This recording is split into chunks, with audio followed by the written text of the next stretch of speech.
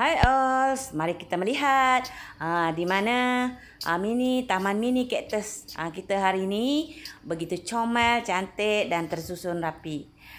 Walau macam mana pun kita tidak boleh menafikan di lahan kecil ataupun di halaman yang kecil sesuai sangat untuk tumbuhan gurun ini, iaitu tumbuhan kaktus ni.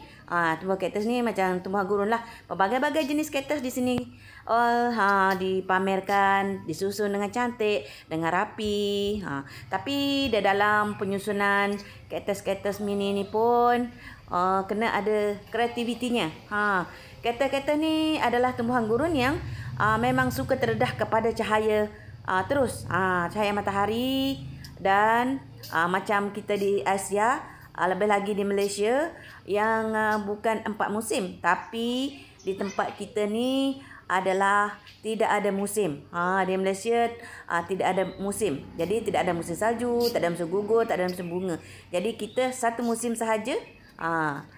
Musim panas, ada sekali-sekala musim hujan. Tapi di Malaysia ni adalah musim hujannya kerap terjadi sebab dia monsun kan.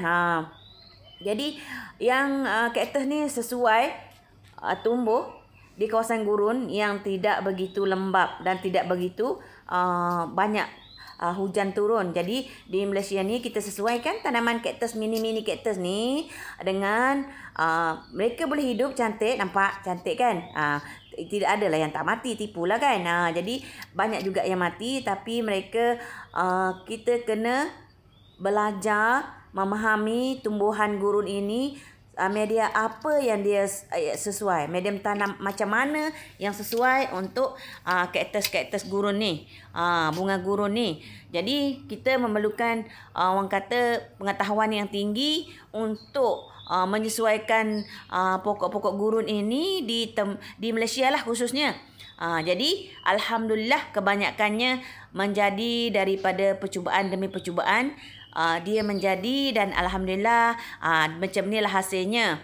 Jadi kita pun boleh membiakkan dan membesarkan tumbuhan gurun ini dengan baiknya lah kan. Dengan jayanya, dengan berpandukan apa orang kata kisah hidup, apapun latar belakang ataupun story lah, kaktus ni asal dari mana dan apa, kita kena memahami apa yang dia mahu. Contohnya, dia tidak boleh tak ada cahaya matahari. Dia memang perlukan cahaya matahari yang terus direct, walaupun ada kadang-kadang sekulen pun begitu. Tapi sekulen kalau dah sesuai di tempat kita ni, dia dah adaptasi, dia boleh hidup terus di bawah cahaya matahari. Tapi dengan syarat ni yang paling utama ialah medium tanam. Medium tanam kaktus ni kena poros. Sebab di Malaysia ni kerap hujan. Jadi kita kena pastikan medium tanam yang poros untuk mereka terus hidup. Tapi kadang-kadang kita suka juga dengan air. Kalau kering sangat pun dong macam keriput gitu kan. Tapi musuh utama kaktus ni adalah hama-hama, teritip dan serangga-serangga halus macam semut-semut dalam tanah tu kan. Jadi mereka juga perlukan pembajaan dan memberi racun serangga. Nampak? Di mana pun mereka hidup, mereka boleh hidup. Ikut tata cara kita menyusun dan yang penting sekali adalah medium tanam dan kena cahaya matahari dan jangan terlampau rajin nak menyiramnya. Menyiram kaktus ni tengok keadaan. Kalau cuaca panas, bolehlah seminggu sekali. Ataupun kita tengok dulu medium tanah dia betul-betul kering, baru kita siram.